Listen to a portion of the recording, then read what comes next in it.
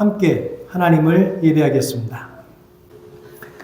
안식일을 기억하여 거룩하게 지키라.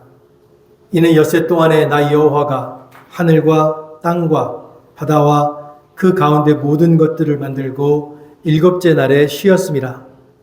그러므로 나 여호와가 안식일을 복되게 하여 그날을 거룩하게 하였느니라. 우리가 드리는 예배를 기쁘게 받으시는 하나님께서 베풀어 주신 그 놀라운 사랑을 잊지 못하여 예배의 자리로 나왔습니다.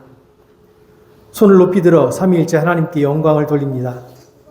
이렇게 마음과 뜻과 정성을 다하여 예배하오니 저희가 드리는 예배를 기쁘게 받아 주옵소서. 예수님의 이름으로 기원하옵나이다. 아멘.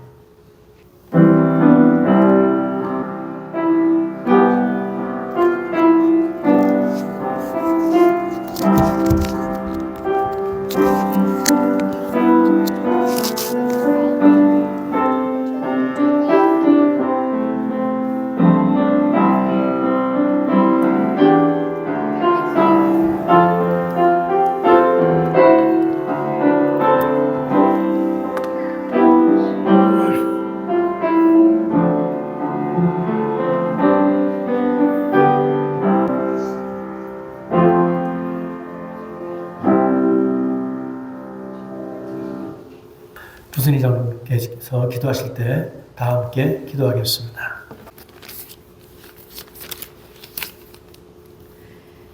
여호와는 나의 힘이시며 노래이시며 나의 구원이시로다. 아버지 하나님, 저희 형제 자매님들 오늘도 예수님이 몸 되신 교회에 모여 성부와 성자와 성령 성삼위일체 되신 하나님께 예배를 드리려 하옵니다. 주여, 저희들의 예배를 받아 주시옵소서. 저희들 주께 예배 드릴 때 몸과 마음과 정성을 다하여 찬양받기에 합당하신 우리 좋은 하나님께 진심으로 예배를 드릴 수 있게 도와주시옵소서. 그리고 저희들의 찬양을 받아 주시옵시고 저희들이 진심으로 마음속 깊은 곳에부터 예배를 드릴 수 있게 성령님 인도하여 주시옵소서. 먼저 저희들이 지난 한 주 세상에 살면서 많은 시간들을 하나님을 생각하지 않고 세상 물질을 생각하며 생활해온 것에 대하여 아버지 하나님께 용서를 비나이다. 주여, 불쌍히 여기셔서 저희를 용서해 주시옵소서. 당장 닥치는 어려움과 눈앞의 것만을 쫓아가는 어리석고 연약한 저희 모든 인간들을 주여 용서하여 주시옵소서. 그리고 눈을 감고 생각하고 회개합니다. 하나님 말고 다른 무엇을 더 생각하고 사랑하였는지. 주여, 내 부모께 잘 해드리지 못한 것은 있는지요? 내 친구나 이웃 형제 궁핍한 자들에게 사랑과 이해와 용서와 도움을 주지 못하는 것은 아니었는지요?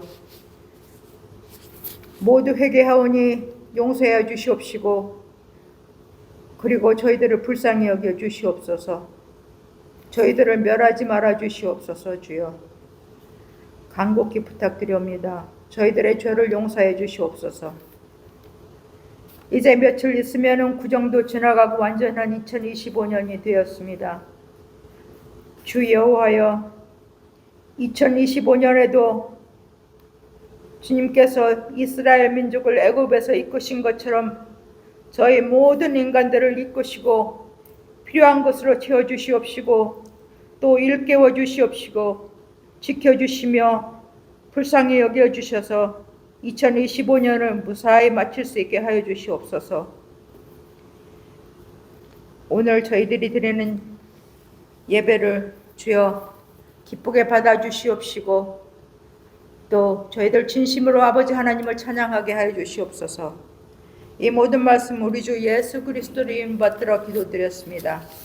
아멘. 이 시간 우리에게 주시는 하나님 말씀 신약성경 디모데후서 4장 1절과 2절의 말씀입니다. 하나님 앞과 살아있는 자와 죽은 자를 심판하실 그리스도 예수 앞에서 그가 나타나실 것과 그의 나라를 두고 엄히 명하노니 너는 말씀을 전파하라. 때를 얻든지 못 얻든지 항상 힘쓰라. 범사에 오래 참음과 가르침으로 경책하며 경계하며 권하라. 아멘. 살다 보면 분명히 우리에게 주어진 인생인데 때로는 그 인생, 내게 주어진 그 인생에서 내가 선택할 수 있는 것이 아무것도 없을 때가 있습니다. 그리고 내 인생에서 내가 선택할 수 있는 것이 아무것도 없다라고 느껴질 때 우리는 무력감을 느끼기도 하고 때로는 절망감에 빠지기도 합니다. 여기 있는 우리 학생들은 학교만 졸업하면 인생의 햇살을 받으면서 향기로운 삶을 살 수 있을 것이라는 착각을 하고 있을 겁니다. 그런데 정작 여러분들이 학교를 졸업하고 나면 여러분이 마주하게 될 그 현실은 아주 싸늘할 겁니다.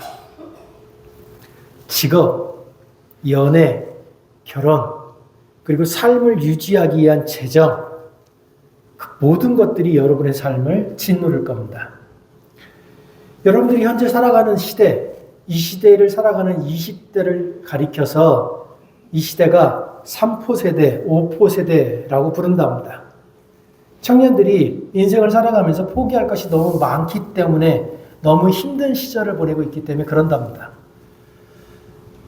그런데 여기서 지금 20대를 지나신 분들에게 한번 묻겠습니다. 여러분의 20대는 행복했습니까? 9시 반에 예배를 드리면서 여쭤봤더니 한 분이 행복했다고 그러더라고요. 그 한 분을 제외하고 행복한 사람이 없어요. 여러분 20대는 다 힘듭니다. 20대는 사회에 적응해야 되는 시기고 그 사회에 들어가서 내 자리를 만들어가야 하는 시기이기 때문에 누구나 다 힘든 시절입니다. 그렇게 해서 20대가 지나고 30대가 되고 40대가 되면 우리의 인생이 달라집니까? 30대가 되면 30대의 어려움이 있고 40대가 되면 40대의 어려움이 있습니다. 오죽 사는 것 자체가 힘들었으면 부처님이 인생은 고다, 고된 거다, 힘든 거다, 아픈 거다 라고 말을 했겠습니까? 인생은요, 어느 순간이든 어려움이 있습니다. 그래서 우리 인생에 있는 어려운 문제들은 우리에게 결코 큰 문제가 되지 않습니다.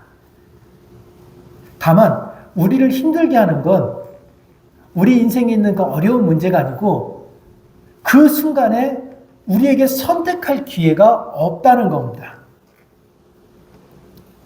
어떤 문제가 있더라도 우리는 우리 스스로 선택하고 주변 환경에 영향받지 않으면서 무소의 풀처럼 혼자 앞으로 나아갈 수 있기를 바랍니다.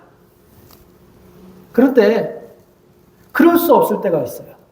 내 마음과 다르게 내가 선택할 수 있는 선택지가 아주 좁게, 아주 적게 내게 주어질 때가 있습니다. 스스로 선택할 수 있는 범위가 줄어들 때 주변 환경에 의해서 주변 환경에 몰려서 내가 원하지 않는 것을 억지로 선택해야 될 때 많은 사람들은 아주 자연스럽게 자기가 더 많이 선택할 수 있는 그런 가능성이 있는 시절, 그런 자유로운 시절을 그리워합니다. 그러면서 사람들은 내가 조금만 더 많은 선택을 할 수 있는 기회를 갖게 된다면, 내가 조금 더 여유롭게 선택할 수 있다면 내가 좀 더 행복할 텐데 라고 믿습니다. 그 선택엔 이런 것들이 있죠. 내가 직장을 내가 원하는 대로 고를 수만 있다면, 내가 학교를 내가 원하는 대로 갈 수만 있다면, 내 통장의 잔고에 뒤에 공자리가 한 두서너 개만 더 붙어준다면 그러면 내 인생이 참 행복해질 텐데, 근데 여러분, 그런 기회가 늘어난다는 것이, 늘어난 기회가 여러분의 삶을, 행복을 보장해 줍니까? 정말 그런 많은 기회를 부여받은 사람들은 행복한 삶을 살고 있습니까? 살고 있습니다. 여러분이 그걸 못 누려봐서 그러셔요. 제가 돈이 많으면 행복하다는 건 가능성의 얘기지 실제는 아니다 라고 믿고 있었는데, 우리 소소자매가 해답을 줬어요. 그건 정말로 돈이 많아보지 않았기 때문에 그렇답니다. 정말로 돈이 많아보면 행복해진답니다. 그런데요, 정말로 많아지면 행복해진다 그러는데 그 생각에 동의하지 않는 미국의 작가가 있었습니다. 미국의 작가 애슐리 헤일스라고 하는 사람이 있는데요. 이 사람이 이런 말을 했습니다. 양념이 너무 마르면 고르기 어렵듯이 멋진 삶에 필요한 것도 더 많은 선택지가 아닙니다. 그것이라면 오히려 줄어도 좋습니다. 우리에게 필요한 것은 지침과 길잡이입니다. 앞길을 보여줄 적절한 난간입니다. 제가 어렸을 때, 제가 젊었을 때 한국에서 영화를 보려면요, 극장을 가지 않고 영화를 보려면 딱 두 가지 길밖에 없었습니다. KBS에서 방영되는 토요일 영화, MBC에서 방영되는 주말의 명화. 선택의 폭이 좁았기 때문에 이 주말의 영화를 볼 때는 최대한 집중해서 보게 됩니다. 오늘 나온 그 영화가 언제 다시 방영될지 아무도 모릅니다. 그래서 한 장면 한 장면을 놓치지 않고 보려고 아주 세심하게 영화를 보고 집중하고 따라갑니다. 근데 현대는요, 영화를 볼 수 있는 플랫폼이 너무 많습니다. 아무데나 돌리면 영화가 있어요. 돈 조금만 내면, 그뿐만 아니라 뭐 유튜브만 가도 아주 짧게 우리 입맛에 잘 정리돼서 나온 영화들이 있습니다. 그런데 그렇게 정리가 되어 있는 영화들이 있고 그렇게 여러 곳에서 영화를 보다 보니까 요즘 젊은이들이 영화 긴 거를 잘 못 봐요. 영화가 한때요, 1시간 10분까지 줄었었답니다. 극장에서 상映되는 영화가. 그러니까 1시간 10분, 1시간 20분이 넘어가면 젊은 관객들이 영화를 집중을 못하는 거예요. 제가 미국에 와서 울버린 나오는 게 엑스맨인가요? 엑스맨을 한번 보러 갔어요. 그 넓은 영화관에 관객들이 다 저까지 합쳐갖고 다 합쳐봐야 한 10명 정도 되는데, 하필 그 넓은 영화관에 미국 그 고등학생 정도 되는 애들 4명이 제 뒤에 앉았어요. 근데 그 영화를 보는데 내내 떠들고 팝콘 쳐먹고 떠들다가 처마시고 그러다가 화장실 갔다 오고 그러다가 이제 울버린이 죽는 장면이 나와요. 제가 놀라지 않았겠어요? 거기서 울어요. 제가 장담컨대 걔는 영화의 줄거리를 몰라요. 걔는 영화의 반 이상을 집중하지 않고 떠들거나 밖에 있었어요. 근데 울어요. 죽는 장면에서. 왜요? 걔는 그런 장면에서 울 수 있게끔 특화되게 훈련되어 있는 거예요. 그러니까 우리 같은 사람들은 전체적인 줄거리를 따라가면서 그 영화에서 감동을 받는 건데, 그 아이들은 그 짧은 순간에 감동을 받고 우는 거예요.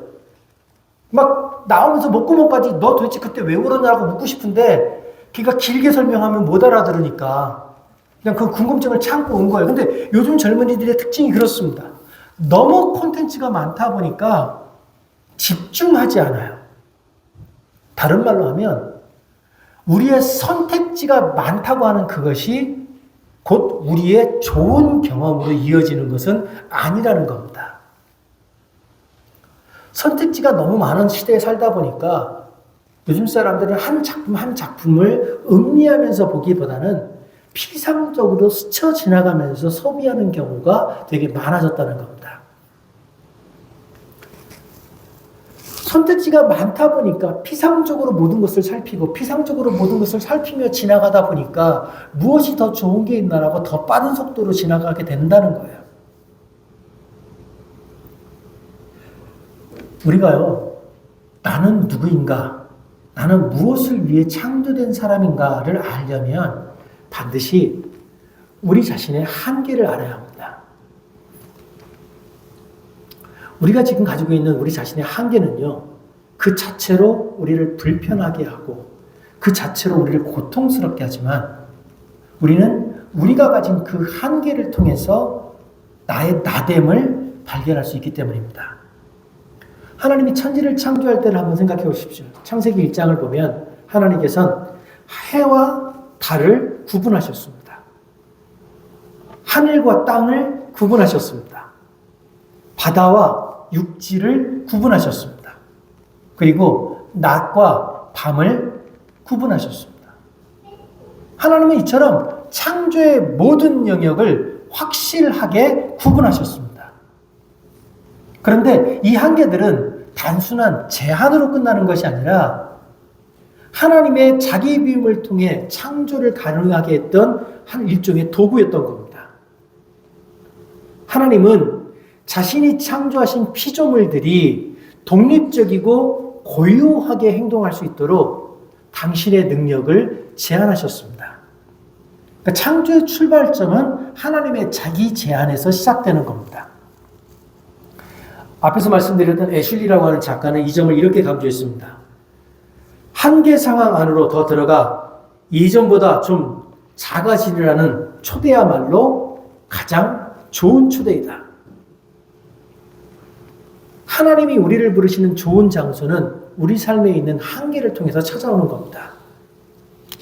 우리 삶에 있는 한계, 내가 느끼고 있는 그 한계라고 하는 것은 우리의 삶을 짓누르는 것이 아니라 지금 우리의 삶을 정돈할 수 있고 우리가 좀 더 중요한 길로 나갈 수 있도록 이끌어주는 중요한 단계라는 겁니다. 그래서 우리 삶에서 무한한 선택지가 주어지지 않는다 해서 절망할 필요가 없습니다. 한계는 하나님이 우리에게 주신 선물이고 우리 자신의 고유성을 발견하고 소명을 따라서 나아갈 수 있도록 돕는 일종의 길잡이이기 때문에 그렇습니다. 오늘 본문의 바울이 그렇습니다. 오늘 본문의 바울은 지금 감옥에 갇혀서 죽기를 기다리고 있습니다. 바울을 더 힘들게 하는 건 그동안 바울과 함께 사역을 하던 사람들이 바울이 감옥에 갇혀서 사형을 기다리고 있는, 사형당하기를 기다리고 있는 그 시점에 바울을 모두 떠나서 각기 자기의 길로 갔다는 겁니다.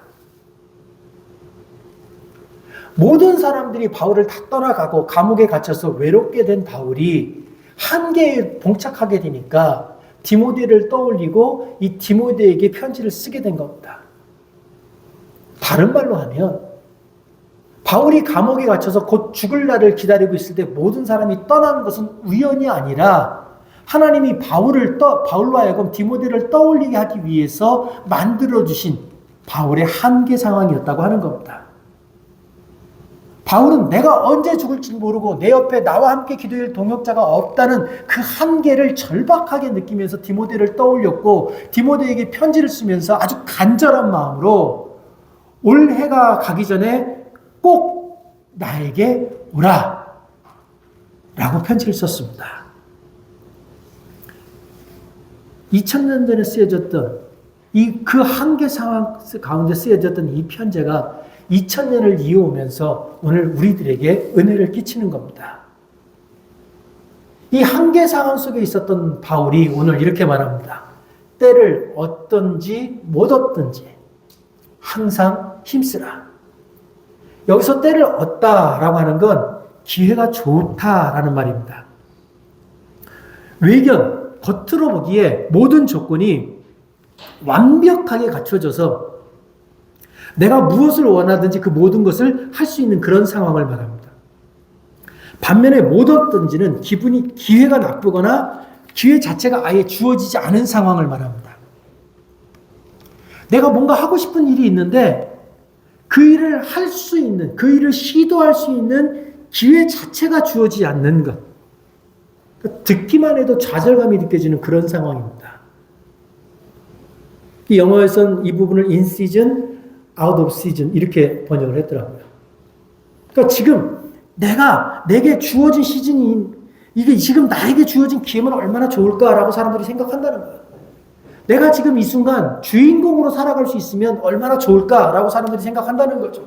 그런데 만약 그런 시즌이 아니라면, 그런 시절이 아니라면 우리는 연극에서 지나가는 행인 역할도 맡지 못하는 그런 그런 현실을 살고 있을 거라는 겁니다. 하나님을 믿고 그 안에서 살아가려고 발버둥을 침에도 불구하고 우리 인생은요, 계속해서 오르막과 내리막을 반복합니다.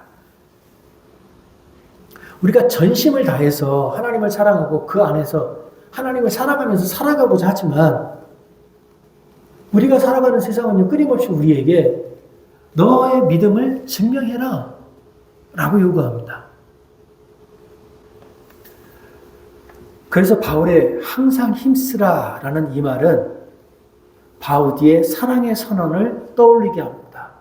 바우디는 사랑의 선언에서 항상 힘쓰라는 이 말을 마치 알고나 있는 것처럼 이렇게 표현했습니다. 사랑의 선언은 우연에서 운명으로 이행하는 과정이고 바로 이런 이유로 사랑의 선언은 그토록 위태로운 것이며 일종의 어마어마한 긴장감으로 가득 차 있는 것이다. 게다가 사랑의 선언은 필연적으로 단 한 번으로 끝나는 것이 아니라 길고 산만하며 혼돈스럽고 복잡하며 선언되고 또 다시 선언되며 그런 후에조차 여전히 선언되도록 예정된 무엇일 수 있습니다. 누군가를 사랑한다고 선언하는 것이 길고 산만하며 혼돈스럽고 복잡하며 선언되고 또다시 선언되는 것, 단 한 번에 끝나는 것이 아니라 부단히 반복돼야 하는 것처럼 우리의 믿음도 부단히 반복돼야 되는 겁니다. 사랑해 라고 하는 말을 부단히 반복해야 하는 이유는 그 말이 책임을 불러일으키는 만남이라는 우연에서 지속성으로, 우연에서 끈덕짐으로, 우연에서 약속으로, 우연에서 충실성으로 나아가게끔 우리를 이끌어가기 때문입니다. 분명한 한계를 가진 인간의 시간 안에서 항상성이란 인간에게 주어지지 않은 영원과 같은 겁니다. 그래서 바우디는 사랑의 선언에서 여러 측면에서 나는 너를 사랑해라는 것이 항상을 의미한다면 너를 언제든지 사랑한다, 내가 당신을 사랑한다 라고 통보하는 그것은 사실상 우연이라고 하는 그것을 영원에 기록하고 고정시키는 것이다 라고 말합니다. 이 말에 겁을 먹지 마십시오. 우연의 고정, 그것은 바로 영원의 통보입니다.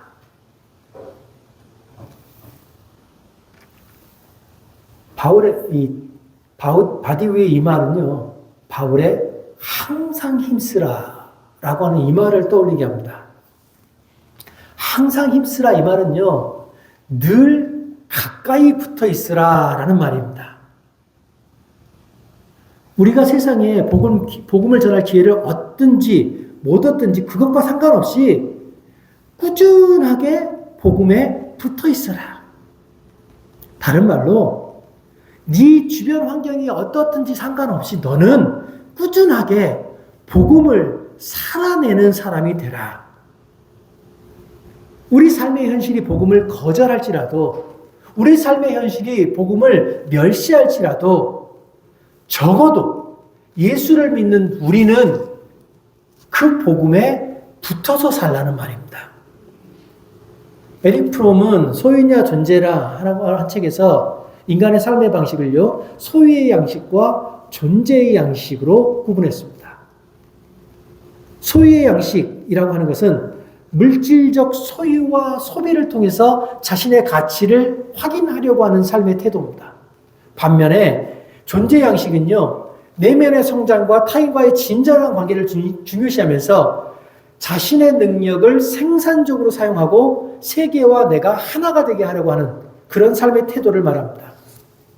그러면서 프롬은 우리는 우리의 시간을 소유의 양식으로 삼지 말고 존재의 양식으로 삼으라고 권고합니다. 무언가를 소유하는 데서 행복을 찾지 말고 자신의 존재 자체와 경험을 통해 진정한 만족과 행복을 추구하라는 겁니다. 예수를 그리스도라고 고백하는 우리에게 시간을 존재의 양식으로 삼는다는 건 뭡니까? 그것은 지금 우리가 처해 있는 우리 주변의 삶의 환경과 관계없이 우리는 꾸준하게 우리가 믿는 그것을 살아내는 것. 우리 주변의 환경과 상관없이 꾸준하게 말씀에 붙들려서 살아가는 것을 의미합니다. 우리가 지금 처해 있는 그 환경이 나에게 좋은 쪽으로 작용을 하든 그렇지 않든 주님을 믿는 믿음을 가지고 그 길을 걸어간다는 것을 의미합니다. 다른 말로 하면 지금 우리가 처해 있는 그 환경이 우리를 무기력하게 하는 이유가 되어서는 안 된다는 말입니다. 항상 힘쓰라. 이 말을 칼빈은 이렇게 해석했습니다. 끈질기고 억척스럽게 말씀에 붙어 있으라. 그는 복음을 전할 기회가 넘치는 시절에는 오히려 사람들이 복음을 덜 소중하게 여긴답니다. 반면에 복음을 전하기 어려운 시절이 오면 사람들이 복음을 귀하게 여기게 될 거라고 합니다. 유진 피터슨의 삶이 이 칼빈의 이 말을 우리에게 이해시킬 수 있도록 보여줍니다. 유진 피터슨이 아주 젊었을 때 개척교회 같은 곳에 가서 교회를 이끌어보라고 파송을 받았답니다. 근데 갔는데 막상 교회 갔더니 교회 교인이 한 명도 없더랍니다. 교인이 한 명도 없을 뿐만 아니라 자기가 나가서 전도를 해도 교회로 오는 사람도 없더랍니다. 그런데 이 지역 자체가 너무 외진 지역이어서 주변에 목회를 좀 오래 했거나 큰 교회가 있어서 찾아가서 어떻게 목회를 하면 좋겠냐라고 도움을 구할 만한 목회자도 없었답니다. 충분히 좌절하고 절망할 만한 상황이었죠. 근데 이때 유진 피터슨은 아주 독특한 결정을 했습니다. 그는 책에서 이렇게 고백합니다. 나는 할 수 없이 궁리하다가 아주 독특한 결정을 했습니다. 일주일에 사흘 오후 2시간을 FD와의 만남으로 표시했습니다. 이 FD가 표도르 도스토옙스키입니다. 그 7개월 동안 FD의 전집 모두를 읽었습니다. 어떤 책은 2번씩 읽기도 했습니다. 화요일, 목요일, 금요일 오후 2시부터 5시까지 그의 작품을 통해 그와 한가롭게 대화를 나눴습니다. 하나님에 대한 열정으로 가득 찼던 한 위대한 인물을 만나는데 많은 날의 오후를 쏟아부었습니다. 그 결과 신앙의 위기가 물러갔습니다. 덕분에 하나님의 부르심에 대한 확신은 흔들리지 않게 되었습니다. 그는 도스토옙스키의 책을 읽으면서 인간의 죄와 연약함을 아주 깊이 이해하게 되었다고 말합니다. 그는 이 깨달음을 통해서 자신이 섬겨야 할 사람들이 누군지 이해했고 목회의 방향을 바르게 전했답니다. 그런데 그렇다고 해서 그 지역이 그 사이에 변한 건 아닙니다. 그런데 7개월쯤 지났을 때 갑자기 그 교회가 있던 주변에 주택단지가 조성되기 시작했답니다. 그리고 집이 만들어지기 시작하면서 사람들이 입주하기 시작하자 유진 피터스는 그 집집마다 돌아다니면서 전도를 하기 시작했답니다.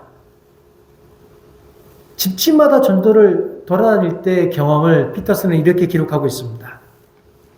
나는 그렇게 집을 찾아다니는 일이 너무 싫었습니다. 거절, 의심, 냉대, 쫓겨남이 너무 많았기 때문입니다. 사람들은 나를 싸구려 물건을 팔러 온 행상처럼 대했습니다.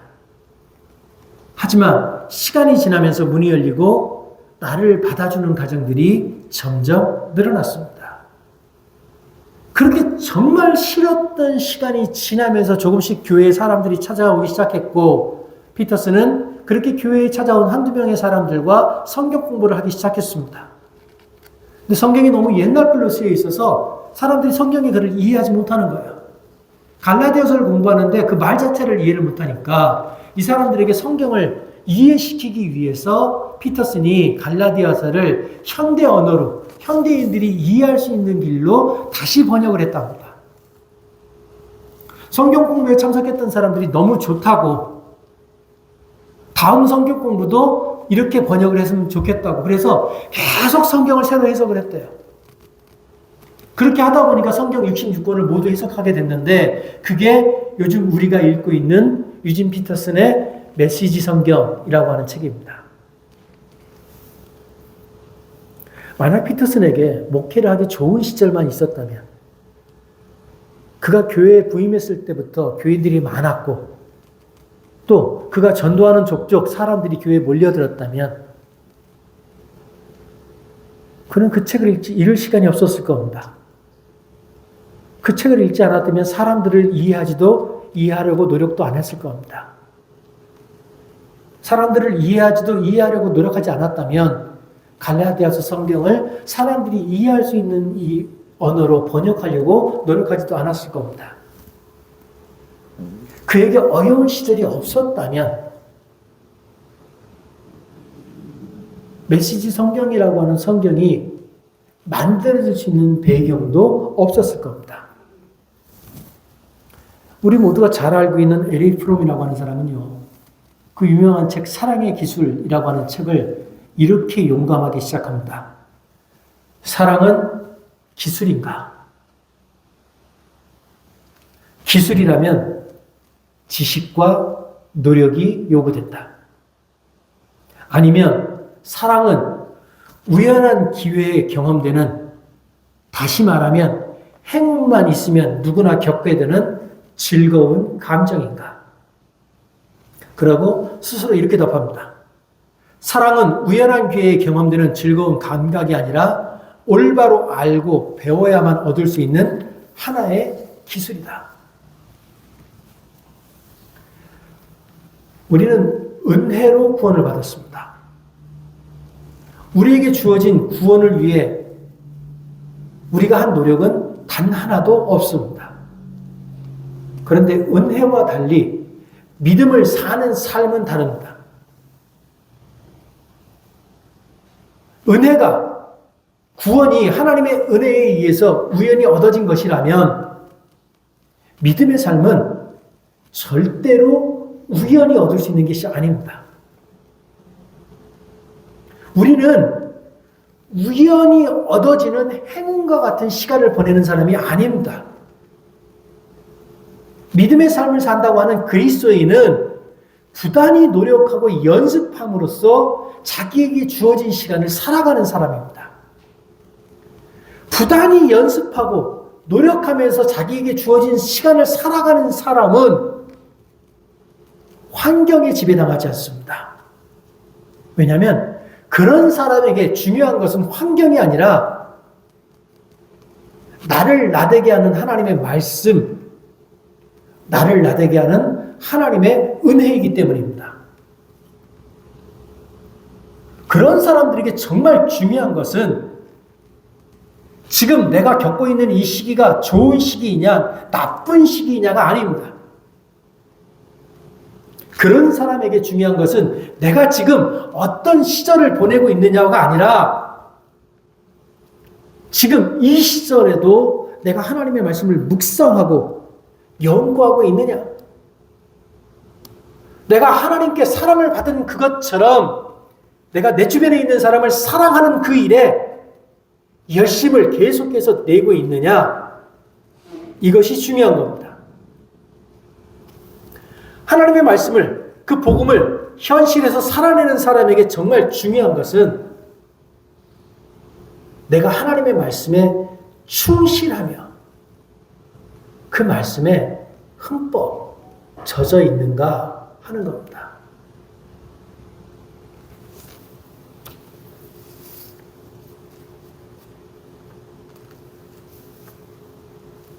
여러분의 믿음은 행운입니까?